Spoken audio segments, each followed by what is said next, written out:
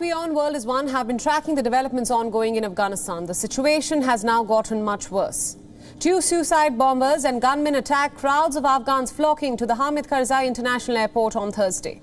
13 US troops and at least 90 Afghans have been killed. The deadline of August 31st is fast approaching, and that is when the US evacuation mission will wrap up. US President Joe Biden has vowed to hunt down those responsible for the twin explosions at the Kabul airport.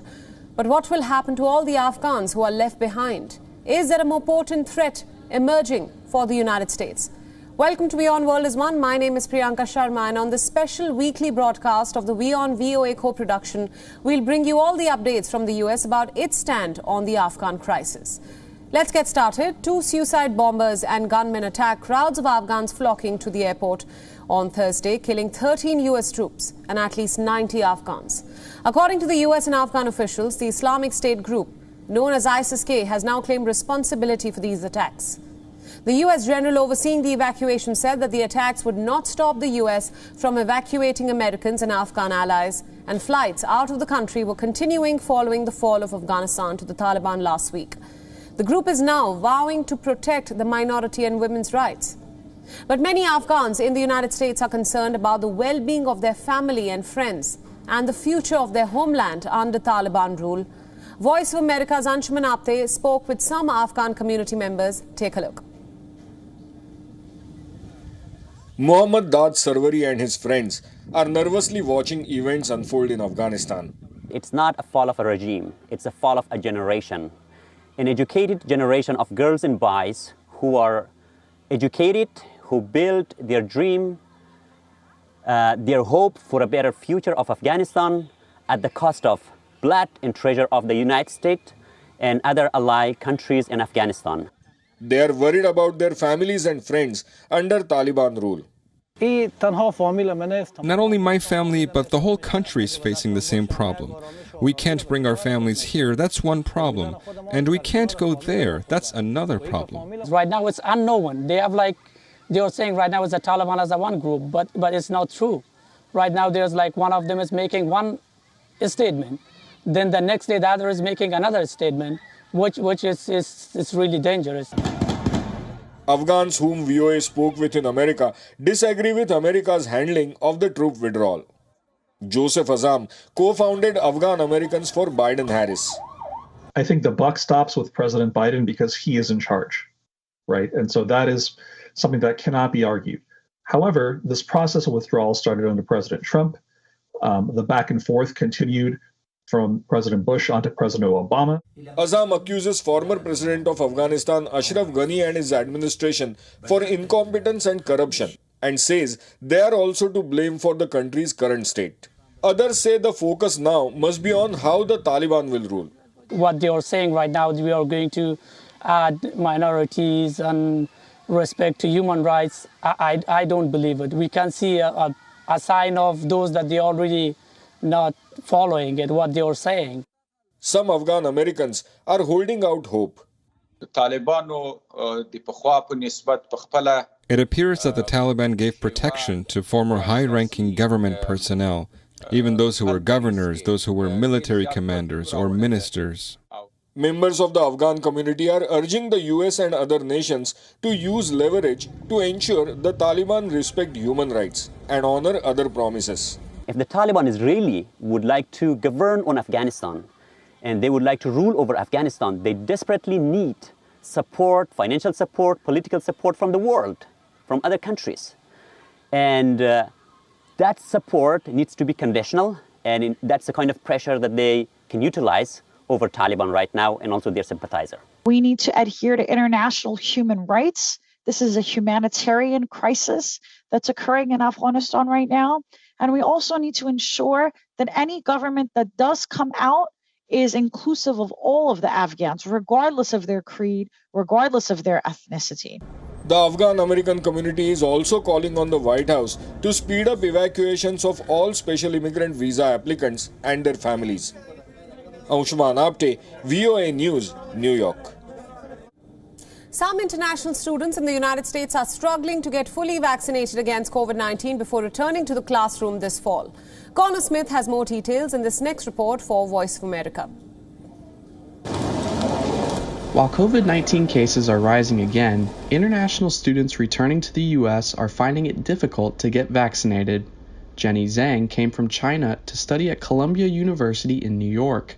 She got the Sinopharm vaccine this spring in Beijing.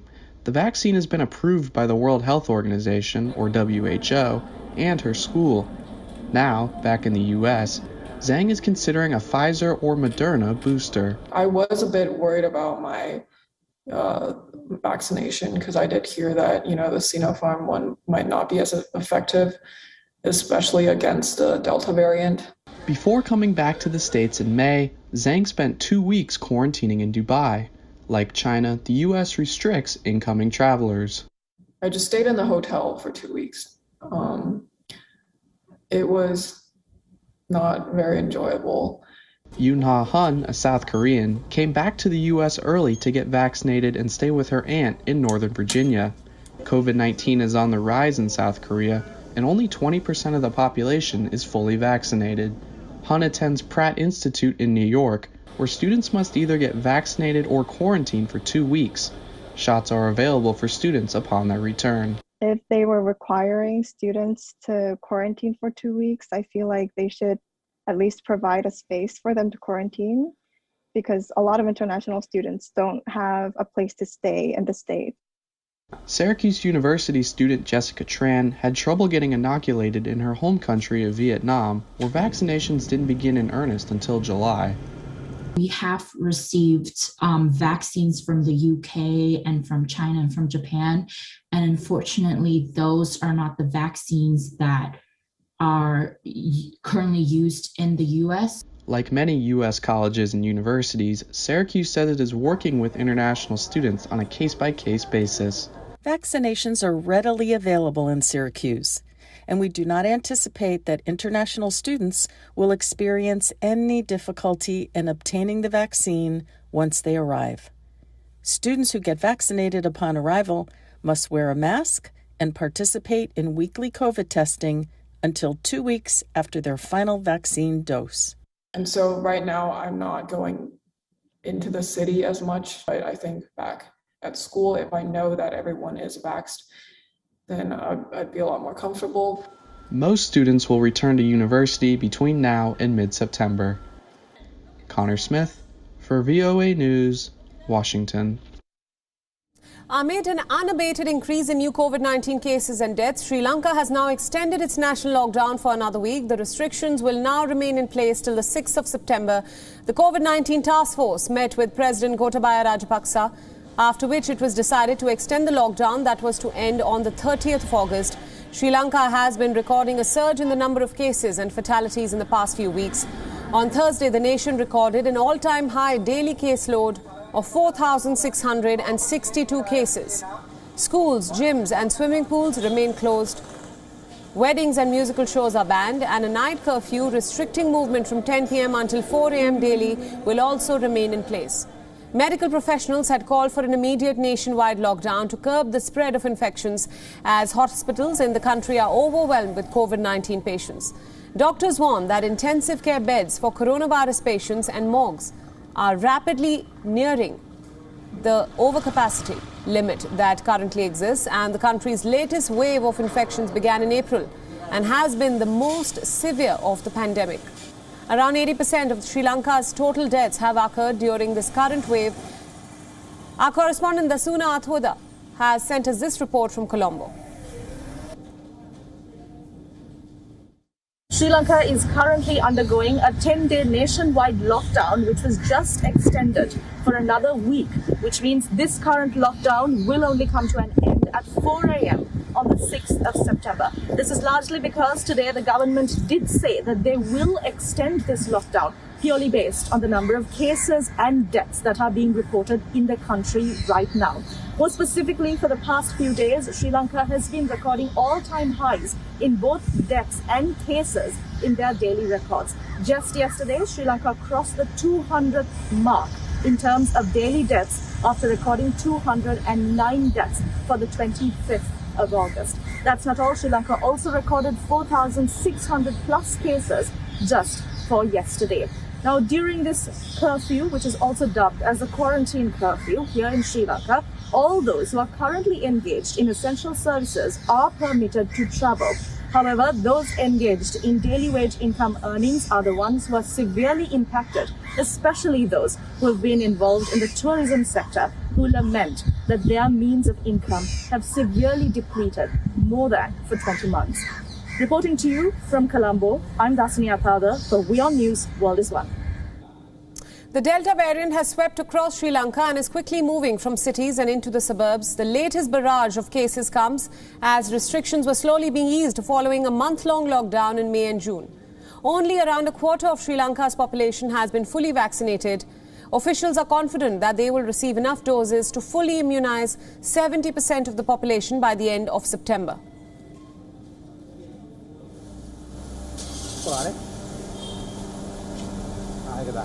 Huh?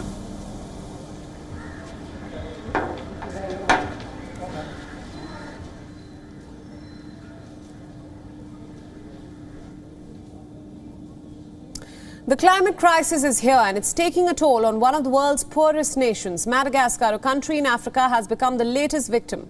It has been battling its worst drought in 4 decades, and now the United Nations warns that Madagascar is on the verge of the world's first climate change-induced famine. The island nation of Madagascar is no stranger to natural disasters. It has experienced cyclones, floods, earthquakes, and even a locust plague. But the magnitude of what Madagascar is currently battling is unprecedented. Dry weather has hit the country's south. People were mostly depending on agriculture, and with the drought, they are now left without any food or livelihoods. Let's now take a look at the numbers coming in which reveal the magnitude of this crisis. 30% of the people are battling the highest internationally recognized level of food insecurity, which is level 5. The acute malnutrition rate in the country has risen to 27%. Children have been the worst hit, at least 42% under the age of 5 suffering from malnourishment. Food production in 2021 has declined by 40%. Let's now tell you how climate change sparked the ongoing catastrophe in Madagascar. Drier than usual conditions sparked drought situations, which was made worse by climate change-induced heat waves and rising temperatures. High levels of deforestation and soil erosion led to land degradation fueled by strong winds. Unprecedented sandstorms also destroyed the croplands.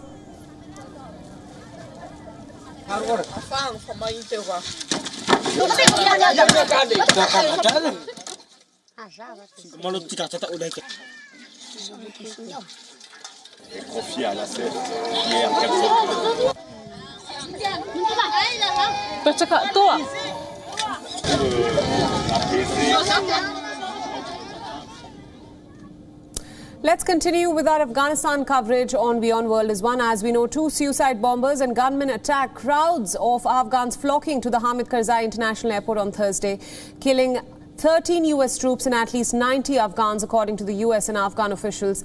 And to speak about this further, we're now joined by Voice of America's correspondent Amy Hybels from Washington. Amy, thanks so much for joining us. Now, given the dramatic turn of events on the ground in Kabul following Thursday's bombings outside the airport, how much of a commitment is still there to continue evacuating people? Well, Priyanka, that commitment still stands. Right now, I am a good distance from the White House. Probably hard to see behind me, but that flag is at half-staff. The flag was lowered and remains lowered as a sign of respect for the 13 U.S. service members who lost their lives in yesterday's attack, and also for those Afghans who died. Now, on Thursday, in a White House address, U.S. President Joe Biden said, "We will not be deterred by terrorists. We will not let them stop our mission. We will continue the evacuation." Now, when asked by a reporter about the continuing U.S. presence in Afghanistan, U.S. President Biden replied, "What America says matters." Mr. Biden went on to explain that there are still American citizens in Afghanistan. There are other groups of people that also have the opportunity to get out. Those include Afghans that have helped the U.S., green card holders, personnel of their allies, SID card holders, and women's groups and NGOs. There's still an opportunity on the ground over the next several days for them to be evacuated. President Biden has also vowed retribution for the attacks. He said, quote, "We will not forgive, we will not forget, we will hunt you down and make you pay." Mr. Biden said he has ordered his commanders to develop operational plans to strike ISIS-K assets, leadership, and facilities. Right. Now, Amy, what have we learned about how those responsible were able to get so close to the airport gate? Sure. Yesterday we heard from General Frank McKenzie. He's the head of U.S. Central Command. He told reporters that one of the bombers detonated in the vicinity of the Abbey Gate at the airport, while the other bombing was near the adjacent Barron Hotel. General McKenzie said the attack on the Abbey Gate was followed by a number of ISIS-K gunmen who opened fire on civilians and military forces.